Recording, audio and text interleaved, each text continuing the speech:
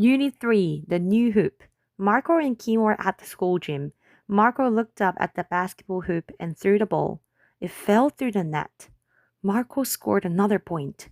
Nice shot, but I'll beat you next time, said Kim. I wish we could play at our neighborhood park. But the hoop at the park is broken.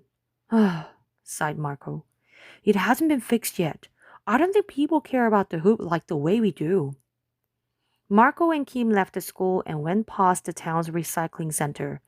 They waved at the manager, Mr. Morse.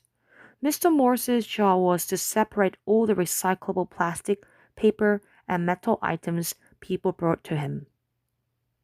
As they walked past, Marco had an idea. Mr. Morse, do you have anything we could reduce to make a basketball hoop? He asked. Mr. Marco held up an old plastic laundry basket and said, Maybe you can use this. Kim frowned. It looked useless and cracked.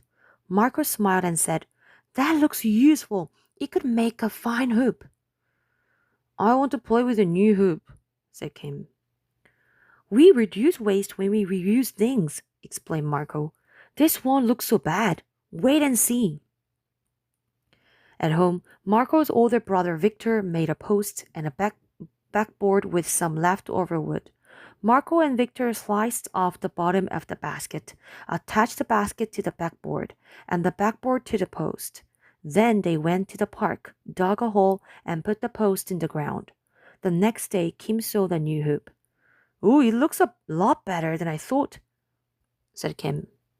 Here's the real test, said Marco. He tossed the basketball to Kim. She bounced the ball, aimed, and scored a goal. Oh, I was wrong, shouted Kim. This recycled hoop is awesome. Now we can play basketball whenever we want.